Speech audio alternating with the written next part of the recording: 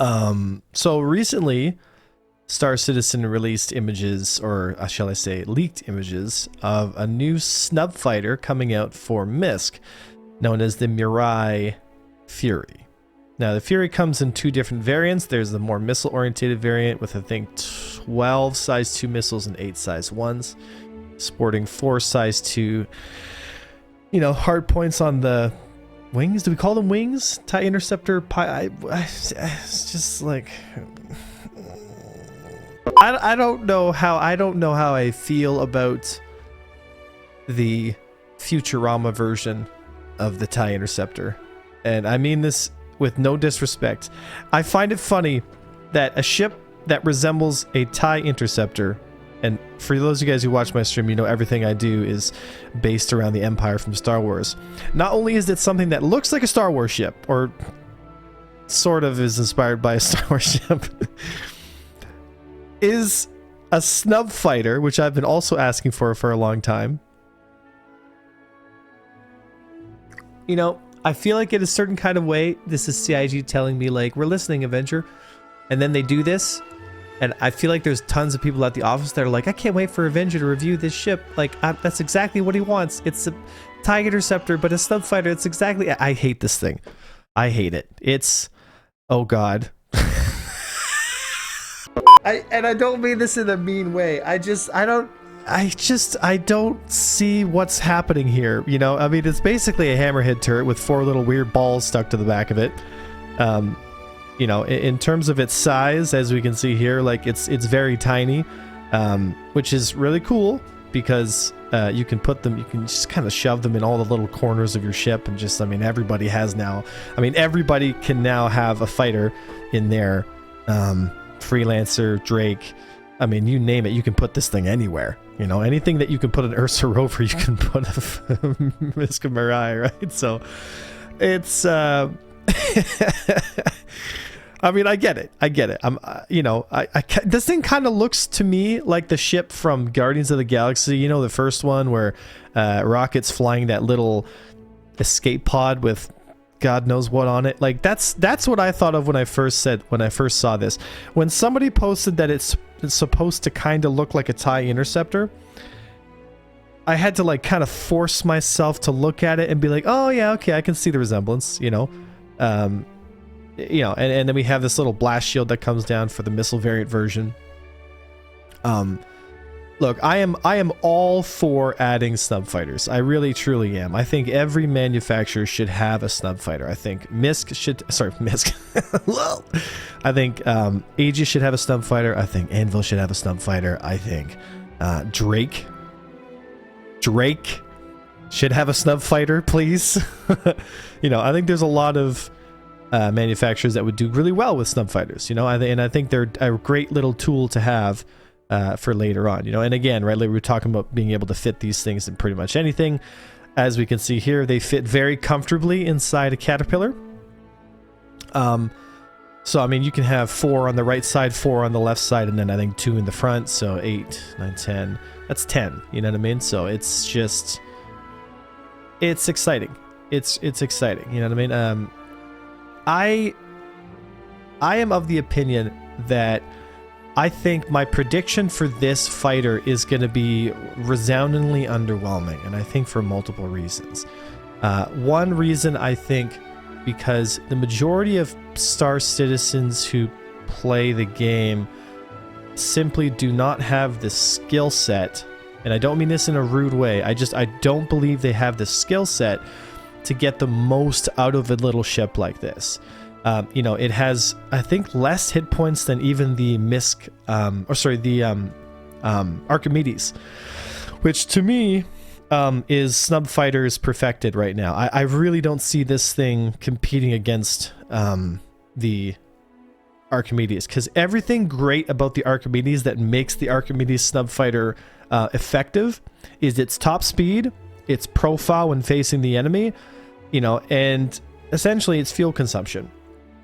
And acceleration, all of which the Misk Fury does not have. The Misk Fury has 22 Gs, which means it's pretty much the same as a light fighter.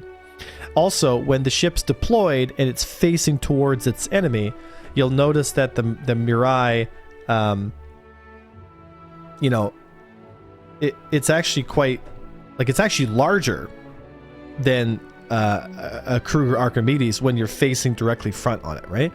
So what you're presenting to the enemy is actually physically a larger hitbox than what you're presenting to the enemy with, let's say, the you know, the Kruger Archimedes, which means you're gonna get hit more. And if you're going to get hit more and you have less hit points and you have less acceleration and you have limited fuel, like, I'm just not seeing it. I'm not seeing it. I don't see why you would ever use this thing other than to attack somebody with, like, just sheer overwhelming numbers, because any one of these ships really isn't anything to worry about, right? So, you know, I kind of went back and forth. I was like, do I like it? Do I not like it? You know, and I feel really bad for saying this, and I know CIG. I'm sure there's somebody who was super excited about this, who designed it and made it and was really excited, and I'm sure they watched the stream and have seen my content and they know that I love the Empire, and they're gonna be pretty hurt when I release this video. And honest to God, guys, hey, you know what I mean? Sometimes you gotta swing and miss. That's what I say. Sometimes you gotta, you know, throw some stuff at the door and see if it sticks, right? But yeah, this thing is just... I mean, it's nice that it has 4 size 2 guns, but again, you know, the 4 size 1s on the Archimedes are plenty, and without the acceleration, compared, like, Archimedes is sitting at 25, 26 Gs of acceleration. The Fury's sitting at 21, 22, and that's in a maximum, you know, tricord under boost power.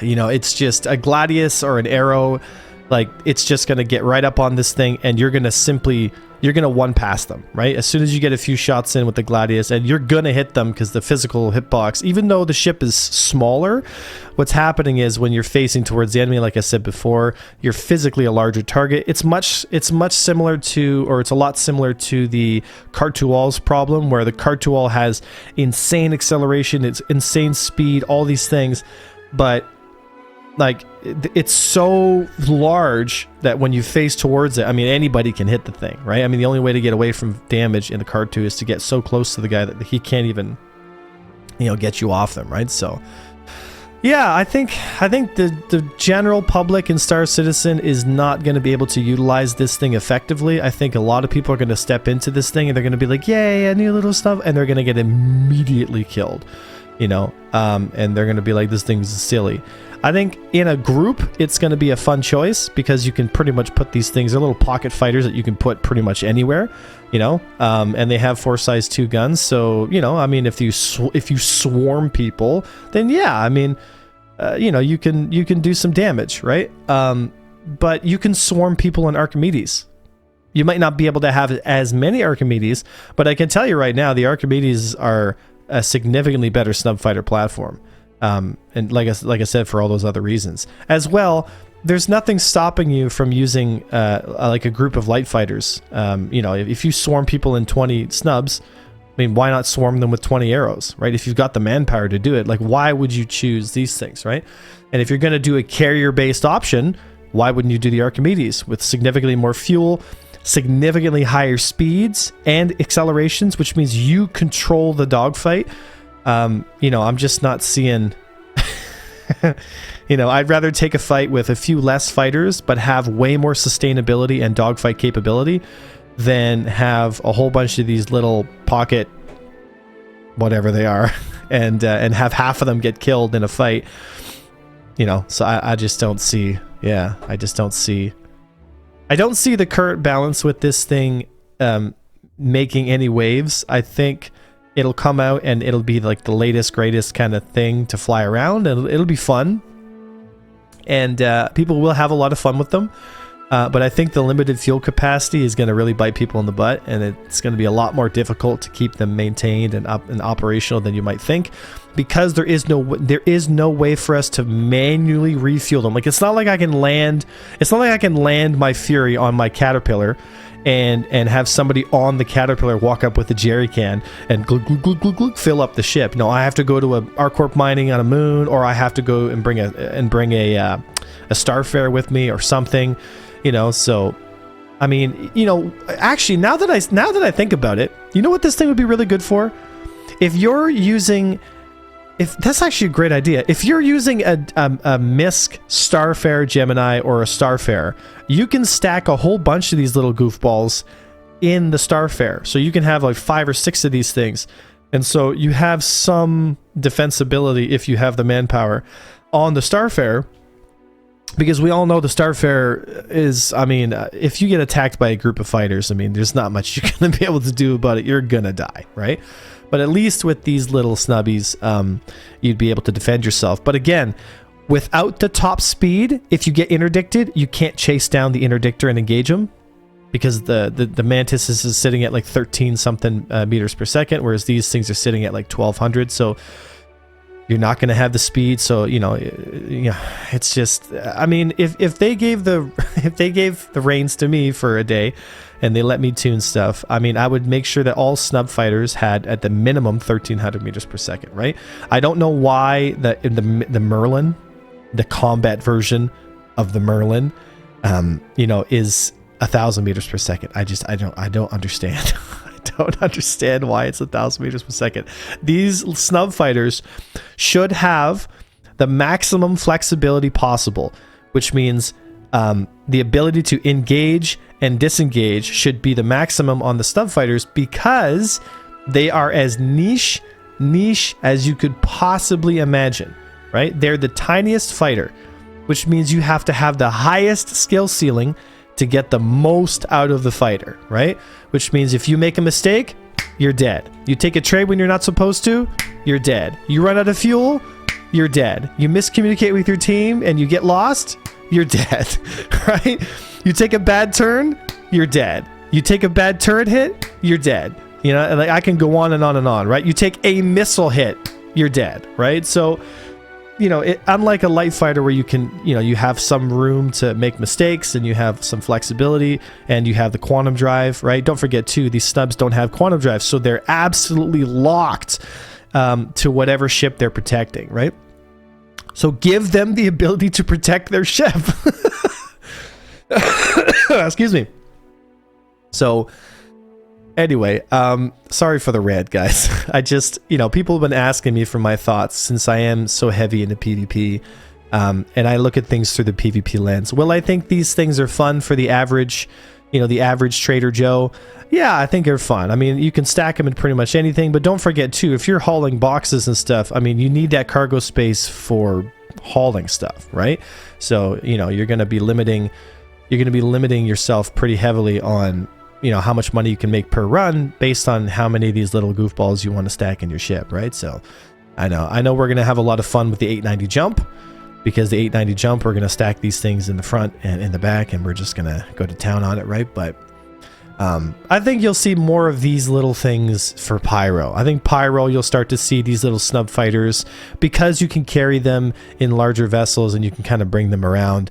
I think they're really going to be popular for Pyro, and I'm all about that. I am all for that, right? That's why I think CIG should consider making a Crusader light fighter and a Crusader snub, a Drake snub fighter, and for the love of God, please do something to the Buccaneer. Oh my God, CIG. Like, I wish CIG would just contract me for like a month. Like, just give me a contract. Let me play with the numbers on some of these ships and make them feel good for what they're supposed to be. Because the Buccaneer has been, my God. God, the Buccaneer, man. Anyway, that's pretty much my thoughts on it, guys. I suspect the ship's going to be probably around $45. It'll probably be a standalone ship, $45 with LTI, because they want to sell the 8 LTI tokens, right? I think it's going to be $45, and these are just my predictions, right? I think the ship is going to come out. It's going to be largely underwhelming for the majority of people engaging in PvP. I think most people are not going to be able to get the most out of the Snub Fighter platform, because it requires, in order to be effective in this platform, you need to have very strong fundamental skills in dogfighting. You need to really understand how to tricord. You need to really understand how to rate fight. You need to really understand your deltas. You really need to understand gunnery. You know, like Snub Fighters are the highest difficulty, but the most reward, because you have to be perfect, right? But if you're perfect, if you're a really great pilot, you can get so much out of these Snub Fighters. It's insane, right? But anyway, there you go, folks. The Misk Fury is gonna feel the fury of everybody's rage when they realize that the thing gets insta-popped in about a quarter of a second. So, a bit underwhelming on the stats. If these stats go live like this, I think the ship is going to be largely just a piece of target practice for anybody with decent aim, and I think it's going to be a lot of fun regardless, right? Anyway, folks, that's my thoughts on the Misk Fury. What do you think? Tell me what you think, guys. Leave something in the comments if you want. You know, come by the stream, guys, if you want to join and learn some PvP. Come by the YouTube channel, have some fun. Be positive, guys. You know, I know sometimes StarCitizen can be a very frustrating experience, but you know, at the end of the day, it's you know, it's nice to look at the bright side of stuff. Anyway, folks, thank you so much. I'll see you in the next video. I was Avenger 1% every day, and for the Empire.